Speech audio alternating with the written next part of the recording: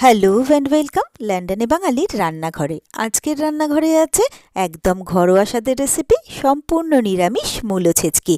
অল্প উপকরণে কম সময়ে ভীষণই সহজে কিন্তু স্বাদে একদম দুর্দান্ত। ভাতের সাথে হোক বা রুটির সাথে এই ছেচকি সকলের মন কেড়ে নেবেই। তাহলে চলুন ঝটপট শুরু করি এই স্পেশাল রান্নাটা। তো এর জন্য আমি নিয়ে নিয়েছি এখানে মূলো। আমি সাদা মূলো পেয়েছি বড় বড়, তো এখানে বড় বড় সাদা মূলো নিয়ে নিয়েছি। এরপরে মূলোগুলোর আমি খোসা ছাড়িয়ে নিয়েছি। তারপরে ভালো করে ধুয়ে মূলোটাকে আমি গ্রেট করে নিচ্ছি। তো সব মূলোটাকে আমি ভালো করে গ্রেট করে নিলাম। এরপরে এই মূলোটাকে আমি চেপে চেপে এর জলগুলোকে বার করে নেব। তাহলে কি হবে, মূলোর মধ্যে অনেক সময় একটা স্মেল থাকে, এটা অনেকেই পছন্দ করেন না, এই স্মেলটা কিন্তু চলে যাবে। তো এরপরে গ্যাসে একটা কড়াই বসিয়ে দিয়েছি। কড়াইয়ের মধ্যে দিয়ে দিলাম সর্ষের তেল। তেলটা গরম হয়ে গেলে দিয়ে দিয়েছি হাফ চামচ কালো জিরে আর দিয়ে দিয়েছি দুটো শুকনো লঙ্কা। লঙ্কাগুলোকে একটু ফাটিয়ে দিয়েছি। এরপরে এই কালো জিরে আর শুকনো লঙ্কাটাকে কয়েক সেকেন্ডের জন্য ভেজে নিচ্ছি। তো এটা ভাজা হয়ে গেলে এর মধ্যে দিয়ে দিচ্ছি হাফ টেবিল চামচ আদা বাটা আর 1 চা চামচ জিরের গুঁড়ো। এরপরে এই আদা বাটা আর জিরেটাকে কয়েক সেকেন্ডের জন্য ভেজে নিচ্ছি, যাতে আদার কাঁচা গন্ধটা চলে যায় তার জন্য। তো মশলাটা ভেজে নেওয়ার পরে এরপরে যে মূলোটাকে রেডি করে রেখেছিলাম সেই মূলোটা এর মধ্যে দিয়ে দিলাম।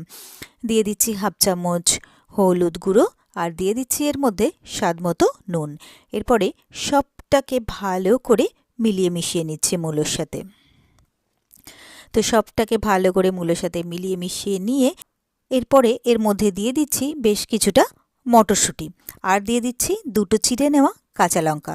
এরপরে সবটাকে ভালো করে মিলিয়ে মিশিয়ে নিয়ে একটুক্ষণ এটাকে আমি ভেজে নিচ্ছি। তো এটাকে একটুক্ষণ ভেজে নেওয়ার পরে এরপরে এটাকে আমি কয়েক মিনিটের জন্য ঢাকা দিয়ে দিচ্ছি। তো মিনিট কয়েক পরে আমি ঢাকনাটা খুলে নিলাম, নেড়েচেড়ে দেখে নিচ্ছি মূলোগুলো কিন্তু খুব ভালো নরম অর্থাৎ সেদ্ধ হয়ে গেছে। মূলোটা যেহেতু কুড়ে নিয়েছিলাম সেই জন্য কিন্তু সেদ্ধ হতে খুব বেশি সময় লাগেনি। এরপরে এর মধ্যে দিয়ে দিচ্ছি আমি স্বাদমতো চিনি, যেহেতু নিরামিষ তরকারি আর এই মূলো ছেচকিতে একটু মিষ্টি মিষ্টি হলে কিন্তু খেতে ভালো লাগে। তো তার জন্য দিয়ে দিলাম চিনি আর দিয়ে দিলাম কিছুটা ধনেপাতা কুচি। এরপরে সবটাকে ভালো করে মিলিয়ে মিশিয়ে নিয়ে আরও একটুক্ষণ এটাকে আমি রান্না করে নেব। তো এটাকে নেড়ে চেড়ে রান্না করতে করতে আরও একটু শুকনো শুকনো মাখো মাখো করে নেব। আর তাহলেই কিন্তু মূলো ছেচকি আমার একদম রেডি হয়ে যাবে। এরপরে গরম গরম ভাতে হোক অথবা রুটিতে এটা কিন্তু খেতে দুর্দান্ত লাগবে।